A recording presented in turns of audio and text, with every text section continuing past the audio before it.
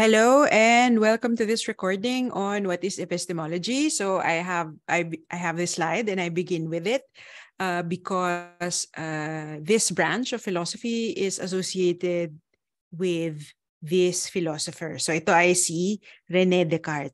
Sana nakilala na siya kahit na medyo cartoon yung nakalagay na picture dyan. Ang alam ko ang iba sa inyo nakakuha na o nakatapos na ng modern philosophy. Itong modern philo at saka epistemology, medyo magkaugnay sila. Malaki yung pagkakaugnayan nila. Ipapaliwanag ko yan ngayon at ipapaliwanag ko rin kung paano sila nagiging magkaugnay pero magkaiba pa rin. Okay, so let's begin. So the quick introduction of the word, what is epistemology? Well, how do we answer that? We can look at the etymology of the term. We have two Greek words here, episteme, usually translated as knowledge, and logos, usually translated as philosophical account. So epistemology is that branch of philosophy where you find philosophical accounts of knowledge. Okay. Historically, at ito na yung kaugnayan sa modern philosophy, epistemology as a branch of philosophy or as an area of research that attracted a lot of people came into greater prominence during the modern period. Okay, so this is after the Renaissance in world history. Okay, kaunting magpapaliwanag kasi sa ibang disiplina, pag sinabi nila modern, ibang panahon yung ibig nilang sabihin. Kadalasan, ibig sabihin nila ng modern, medyo ngayon, o parang malapit sa kasalukuyan ang ibig sabihin ng modern. Dito sa atin sa philo, hindi ganon ang ibig sabihin ng modern. Okay. Modern philosophy refers to a period in Western philosophy bookmarked by the publication of Descartes' Meditations on First Philosophy. So this happened in 1641. And the later writings of Immanuel Kant in the 1780s. So yun ang modern period or period of modern philosophy between 1641 and the 1780s. Okay, so yun ang ibig sabihin natin pag sinabi natin modern philosophy. So una, ano bang nangyayari sa mundo nung panahon na yun at bakit na bigla silang naging abala sa pagtatanong kung ano nga ba itong kaalaman or what is knowledge?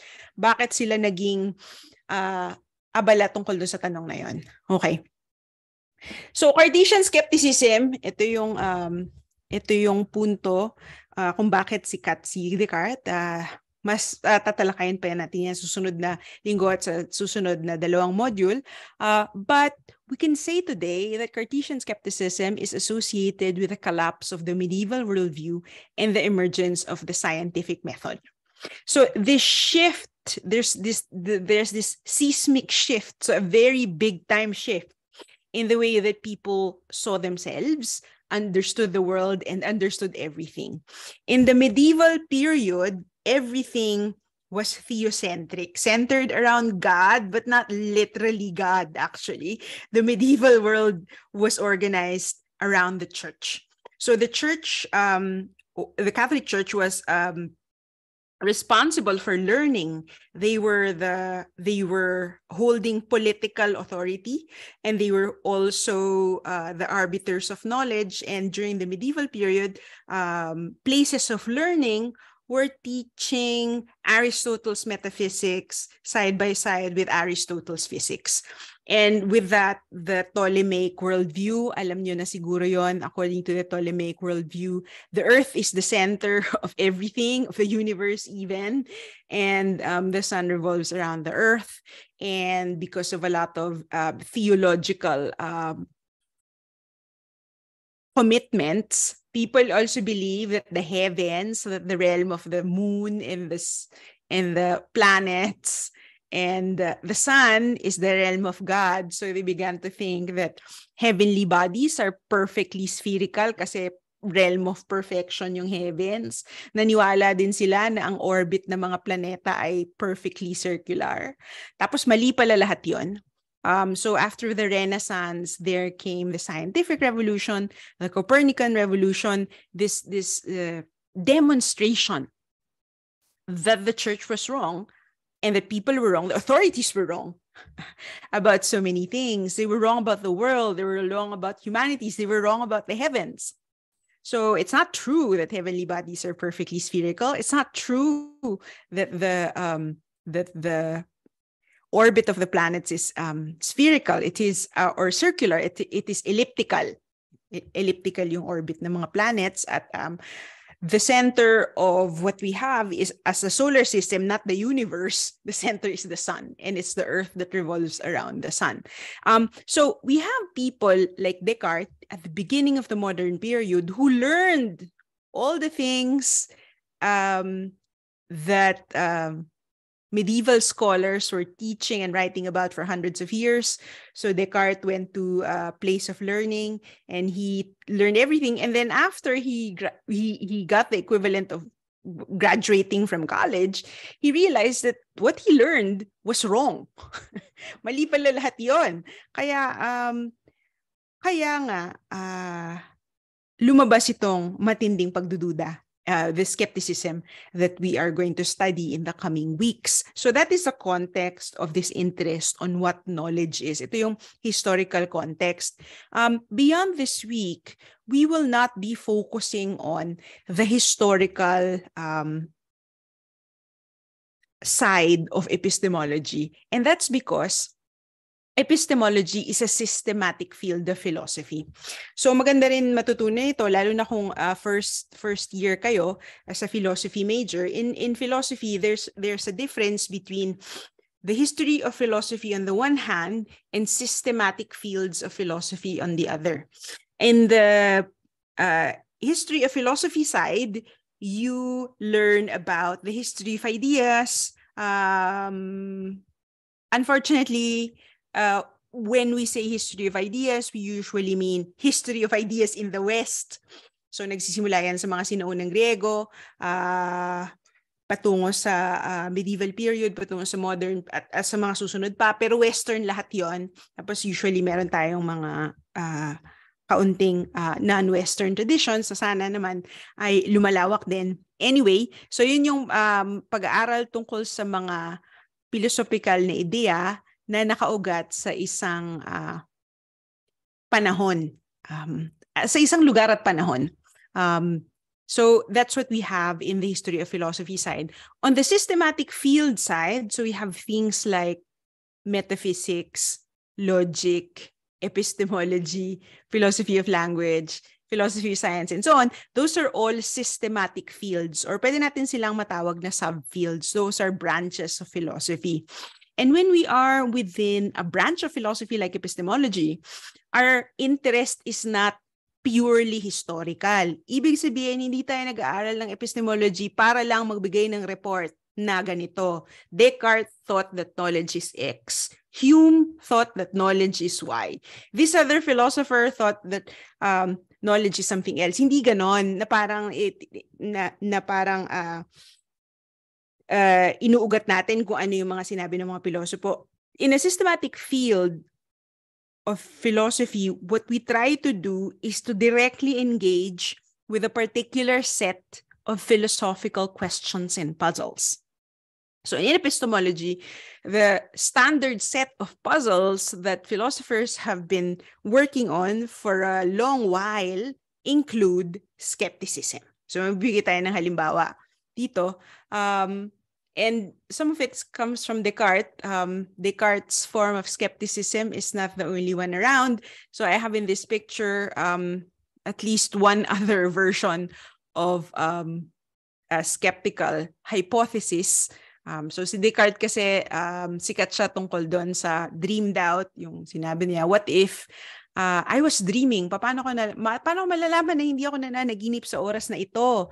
Baka mamaya akala ko nakaupo ako nakikinig ng recording o nagbabasa pero sa katotohanan tulog pala ako at nananaginip lang ako. Napanaginipan ko lang na nakinig ako ng lecture recording or napanaginipan ko lang na nagbasa ako ng required reading pero hindi ko pala talaga ginawa. So sa kahit na anong pagkakataon, pwede mo tanongin, teka, gising ba ako ngayon o hindi? Baka nananaginip lang ako. So yun yung isang skeptical hypothesis ni Descartes. One other skeptical hypothesis that Descartes has is more extreme, and it consists in positing an evil genius. What if there's an evil deceiver who's trying to make me believe that all these things are happening in my life, but actually everything is fake? So yung evil genius hypothesis has many other versions. Meron siyang medyo scientific version itong tinatawag na brain in a vat. So you see my cursor here. So this is from the brain in a vat hypothesis. What if your life as you know it isn't real? What if it's only a simulation? You're just being deceived. But maybe you actually exist in pods like that. So this picture comes from the first movie in the Matrix series, the only one that's any good in that set of movies. But it's a very good place to, it's a very good movie to watch. If you haven't seen it, I highly recommend that you watch the first Matrix movie, the oldest one. And it's a good place to start asking about these hypotheses about, to start asking about these hypotheses about how do we know what is real? How do we know that we really know? So ito yung mga tanong sa epistemology. Medyo fantastic itong brain in a vat scenario, kasama yung The Matrix, kasama itong isa pang pelikula, The Truman Show, which is also very interesting. Pero meron pa tayong isang hindi fantastic scenario. This is a book that comes with a documentary.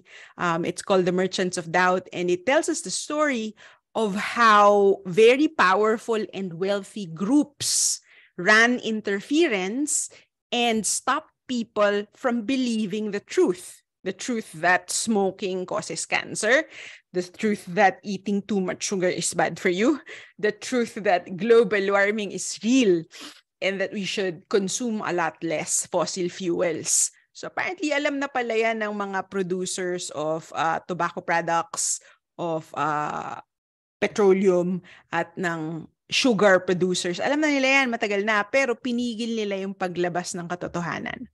So, pagka nakarinig tayo ng mga ganito, nagtatanong rin tayo tungkol sa, teka muna, so paano natin malalaman kung totoo talaga yung alam natin? Na may matinong batayan yung alam natin? Kasi, tinatanong natin yun dahil gusto natin na maging mas tama tayo sa kung ano yung pinaniniwalaan natin. So, ganyan yung mga ongoing concerns natin. But we are, of course, proceeding along this discussion using a specifically philosophical approach. And the philosophical approach consists in looking for the most general definition of knowledge. So when we say we know something, it can be a scientific knowledge, it can be knowledge about your life, it can be knowledge about sugar, it can be knowledge about the oil industry. How do you know that what you know is true? And how do you know that something counts as knowledge? So that's the reason why we are going to look for a definition of knowledge, right? So further along this discussion, we also ask, what is this for? Bakit natin tinatanong itong mga ito? I think in the last few years, we have an interest in epistemology, or maybe not just in epistemology, but in knowledge itself, that is more urgent than before. We don't have this misinformation and we don't have this disinformation 15 years ago. Malit pa siguro kayo noon, 15 years ago. Before social media as we know it existed, things were different. Because when people got information about disease, when they got information about wars, when they got information about what their leaders were doing, they got those information from mainstream media outlets, which had its own set of problems, but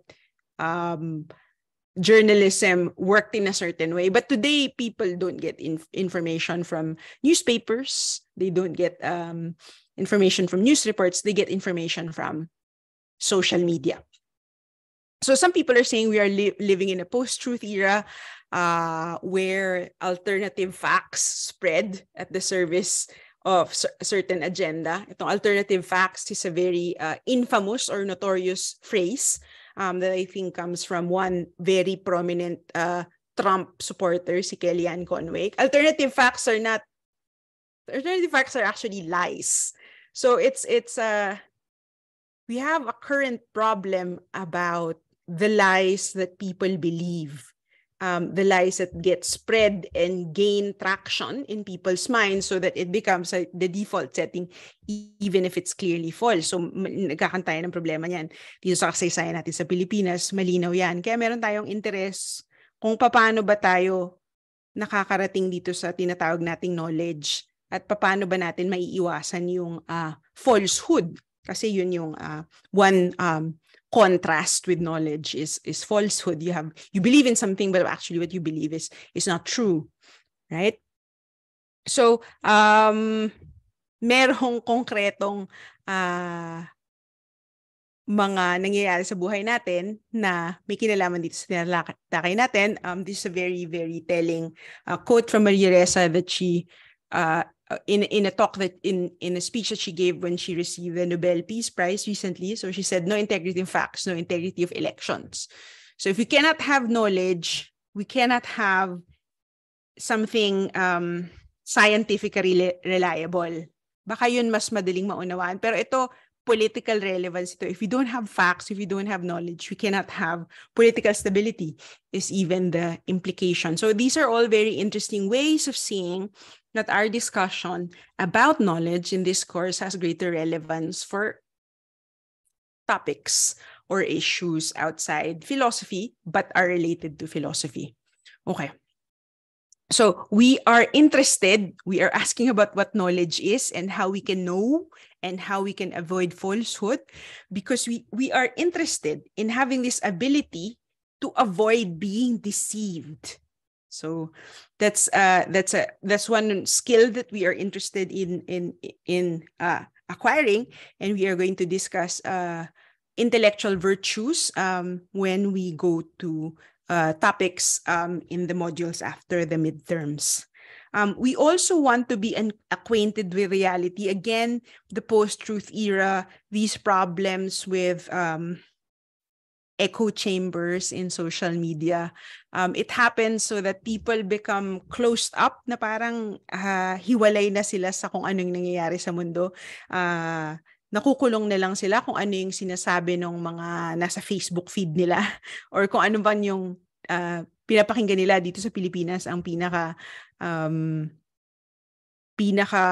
nabubuong bubble ay nasa social media, nasa Facebook at nasa sa YouTube. So nakukulong na lang ba yung mga tao sa kung ano napapanood nila sa YouTube o nakikita nila sa Facebook o nile-like ng mga kaibigan nila sa Facebook, nahiwalay sa kung ano yung nangyayari sa mundo ngayon at saka dun sa mga nangyayari sa mundo 30, 40 years ago. So we are interested in a discussion of knowledge. We are interested in a discussion of truth because we want to be acquainted with reality. We also want to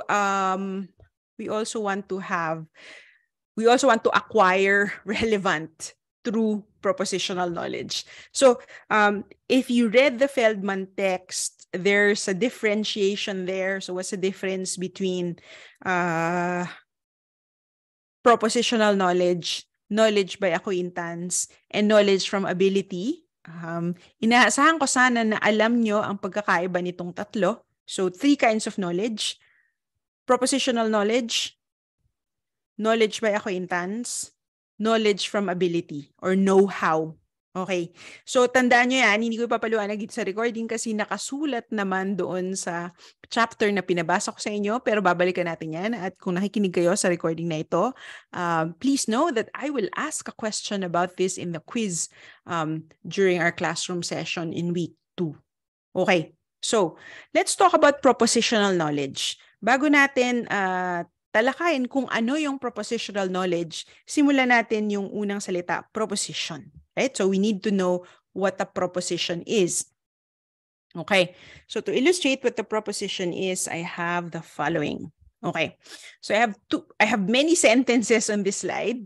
Right? So I have grouped them together. So I have 1 dito sa bandang itaas, 4 different sentences, and towards the bottom, I have 2. Okay. Kung nasa synchronous video call sana tayo, tatanungin ko sa inyo, what do these sentences or what do these things have in common? Yung unang pilosopong sagot, they are all sentences. Okay, bukod pa doon, kahit na isama natin itong sentences at the top, 4 sentences closer to the top and the 2 sentences closer to the bottom, what do they have in common? I think the very quick answer, and I hope the very obvious answer, it's obvious to you that all these sentences have the same, are about the same thing. They have the same topic or they have the same subject. Diba? Madalas, and it's about rain or raining. Ito yung magandang halimbawa. Madalas na binibigay na halimbawa sa epistemology kasi medyo madaling tignan at saka madaling i-formulate yung proposition. So, here's the thing.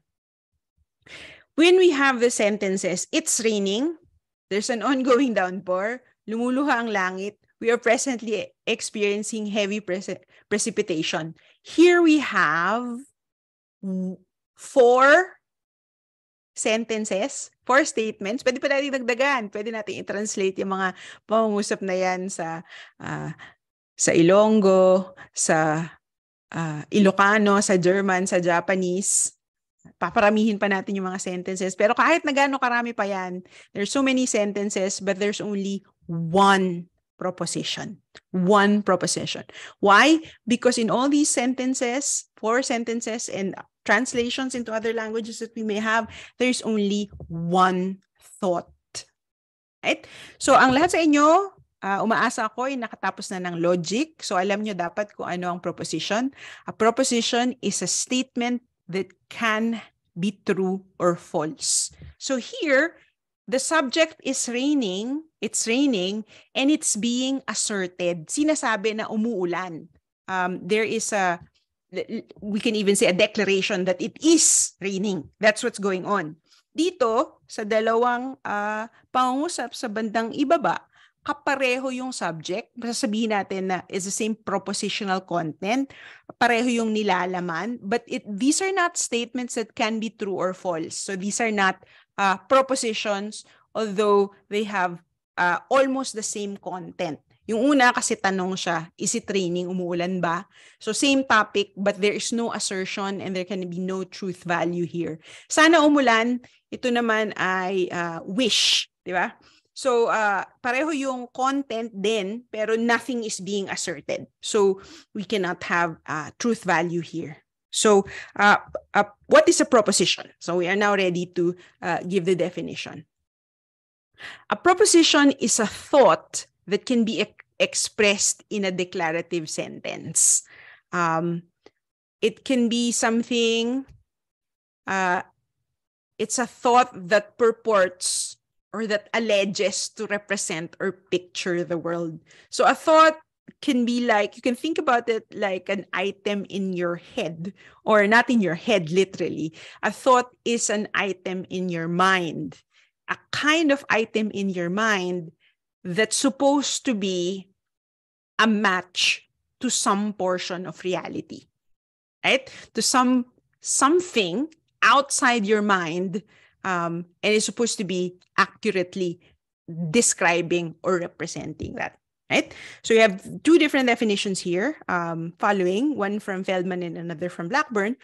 So propositions are thoughts that can be expressed through sentences. So sentences, yung sentences ay parang ano lang. Sentences in particular languages are like the clothes of the proposition. The proposition is like the skeleton, right? So yun yung nilalaman. Kaya pag bumalik tayo dun sa previous slide, dito, parang magkakaiba sila ng isinusuot na damit. Kasi iba-iba yung mga salita na ginagamit dyan sa mga pangungusap na yan.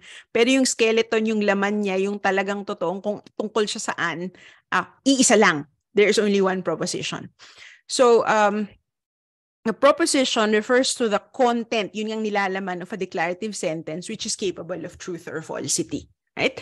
A proposition is also a shareable object of thought. It's a kind of item that we have in our minds that we can communicate with other people usually by using language. Pwede rin tayo mag-drawing, pero mas reliable at saka mas maraming pwedeng gawin kung gagamit tayo ng wika imbes na drawing lamang. Different sentences can convey the same content. The something that is shared between these different sentences is in the same language, and the same sentence in different languages that say all the same thing is a proposition. So this is very important in a philosophical discussion. A proposition is an abstract object. It kind of exists out there. And I think one good example to illustrate the separate existence of propositions is Leibniz and Newton separately thought about certain mathematical propositions that ended up as calculus. So hindi sila nag-usap. Pwedeng isang tao nandito sa bahagi ng mundong ito, nag-iisip siya, may mga iniisip siya, kasi thoughts are laman ng isip. Pwedeng magkaroon ng laman yung isip niya sa pamamagitan ng pangangatwiran, in this case, mathematical reasoning, that eventually led to we say, quote-unquote, invention of calculus, pero parang natuklasan yung calculus through mathematical reasoning na pwedeng maisip ng isang tao yon hiwalay sa isang tao na hindi sila nag-uusap. Tapos, isasawi ka nila, o pwede ring mathematical language, pwedeng formulas, and then they can share and communicate about those things. But a proposition is a thought. So, dun siya nanggagaling. So, laman ng isip na tinatangkang isalarawan kung ano ang nangyayari sa mundo. So, that's what a proposition is. So, when we say a propositional knowledge, we refer to knowledge that can be completely captured with a proposition. Right? So that's what propositional knowledge is. So it's knowledge that can be completely captured in a proposition. There are forms of knowledge that cannot be completely captured in a proposition. Kung medyo parang weird yung dating sa inyo, madaling magbigay ng halimbawa, pwede kasi na ako ay magbasa ng napakaraming libro tungkol sa pamimisikleta. Pwede na manood rin ako ng sangkatutak na mga video dyan sa YouTube tungkol sa mga technique, mga strategy, mga style ng pamimisikleta. Pero kahit alam ko lahat yon, kaya kong ulitin, kaya kong mag-lecture, kaya ko bang magdiskurso sa ibang mga tao tungkol dun sa mga nabasa at napakinggan ko na yon, hindi maibibigay sa akin nun yung kaalaman kung paano mamisikleta. So knowing how to ride the bike is different from knowing about riding a bike. So those things are different. Yung knowing about, that's what propositional knowledge is. It's knowledge that can be completely captured by propositions. As I illustrated, there are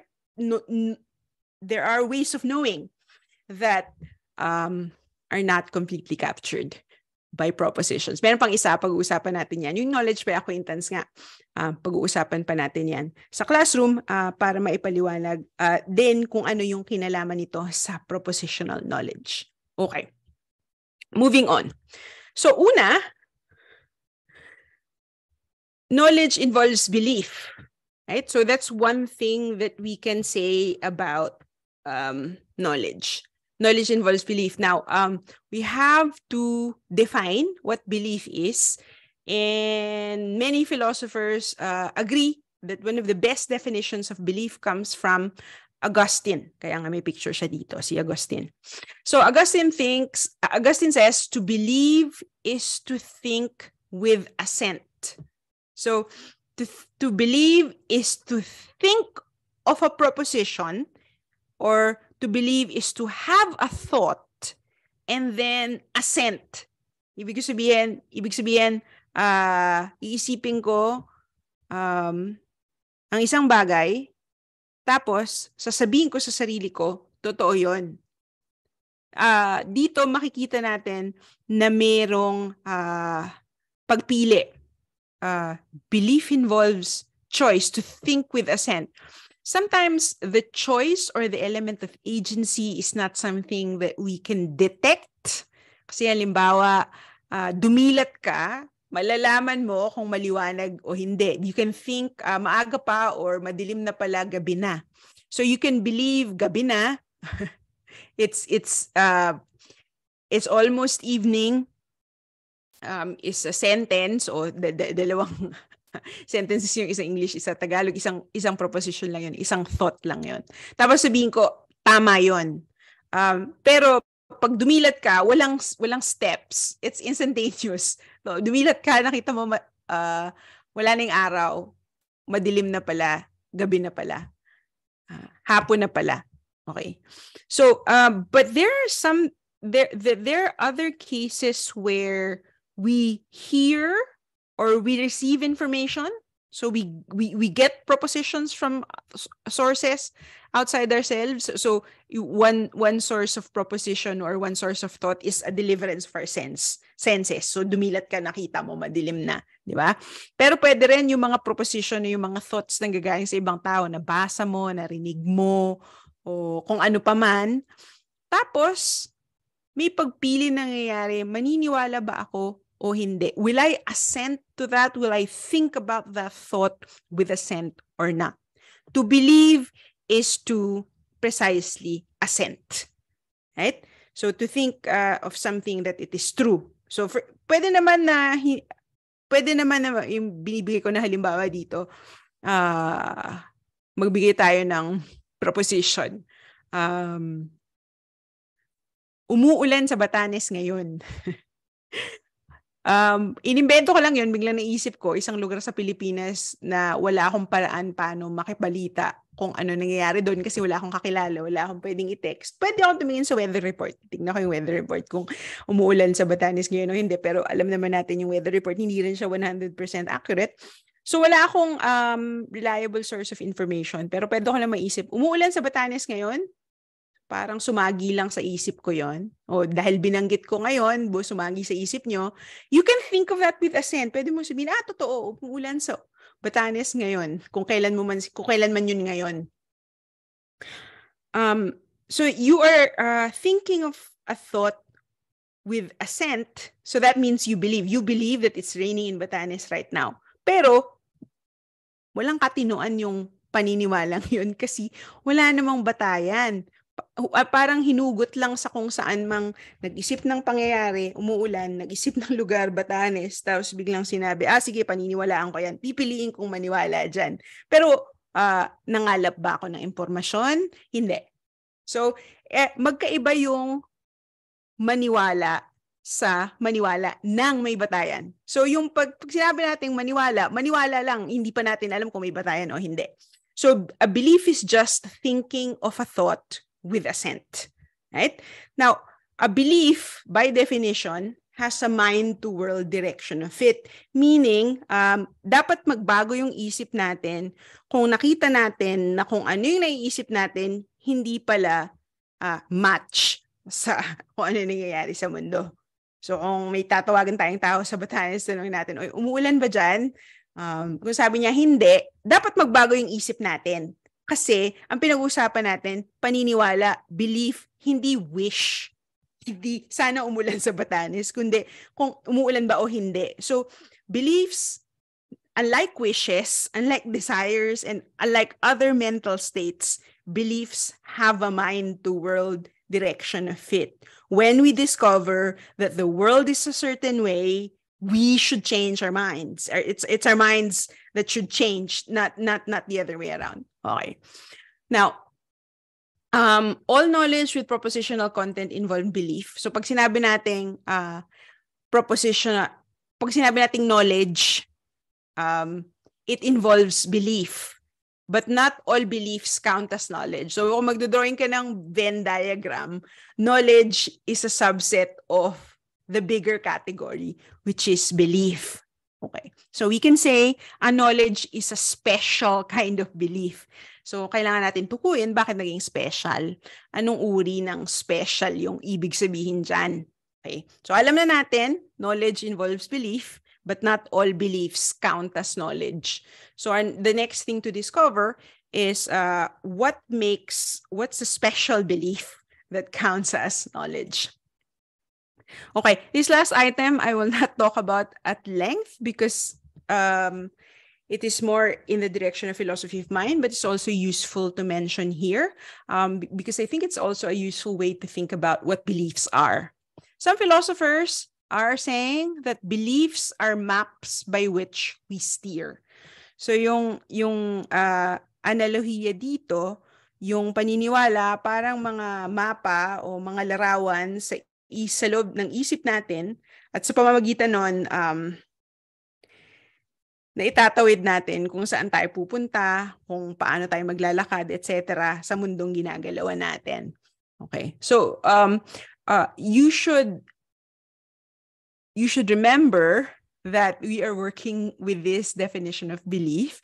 To believe is to think of a thought or proposition with assent, and from there, you can move in a certain way. Pwede mong gamitin yon bilang mapa na dahil pinaniniwalaan mo to, ganito ako kilos sa mundo. Minsan madali lang naman makita yun eh. Kung naniniwala ko na may bangin dyan, may bangin dito sa tabi, hindi ako maglalakad papunta doon, di ba? Kasi ginagamit natin yung paniniwala bilang batayan kung paano tayo kikilos sa mundo.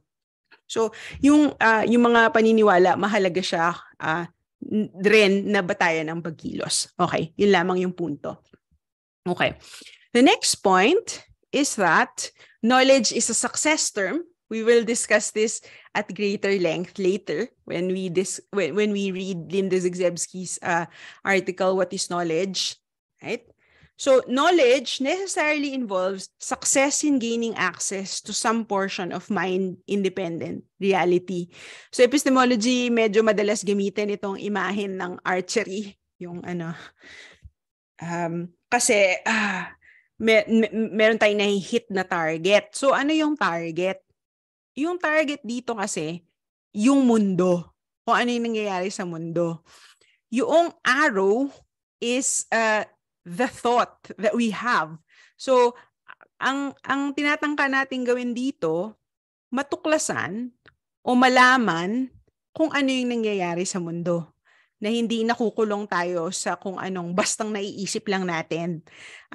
Gusto sana natin yung iniisip natin kaakma ng kung anong talagang nangyayari, hindi yung nag-iimbento lang tayo. So what we seek to have, what we want to have success in is gaining access to some portion of mind-independent reality. So kung ano yung nangyayari sa mundo talaga, kahit ano man yung wish ko, o kung ano man yung mas gusto natin, kung ano yung talagang nangyayari. So yun ang target natin.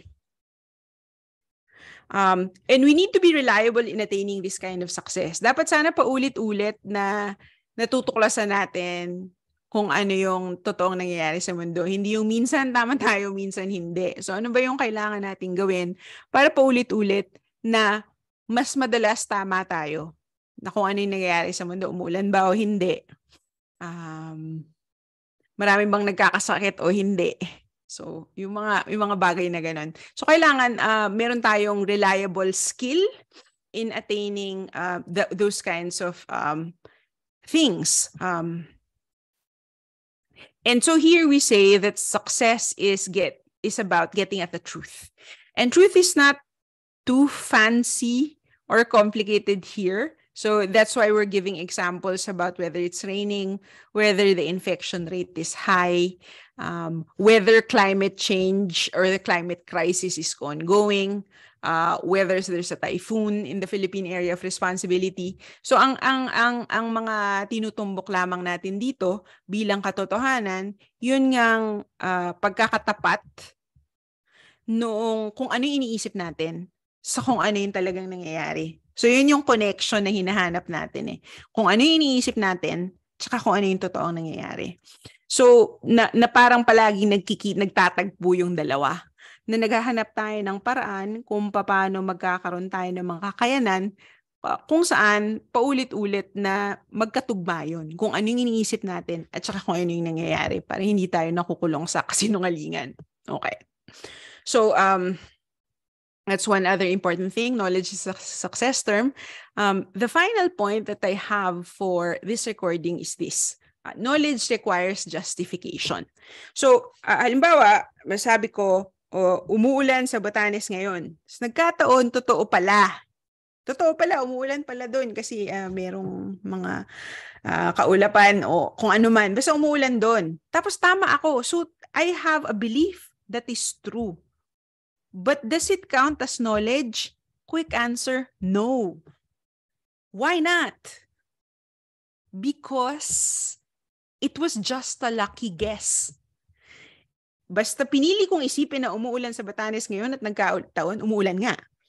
Hinulaan ko lang. Wala akong tinanong, wala akong kinalap na impormasyon, wala akong kinonsulta na siyentipikong weather report. Tapos nagkataon lang na kung ano yung trip kong paniwalaan, totoo pala. Hindi yun matatawag na knowledge. Kasi knowledge is true belief na may katinoan. At yung batayan ng katinoan, ito nga ang justification. Right? So to be justified in believing a proposition is roughly to have what is required to be highly reasonable in believing it, whether one actually believes it or not.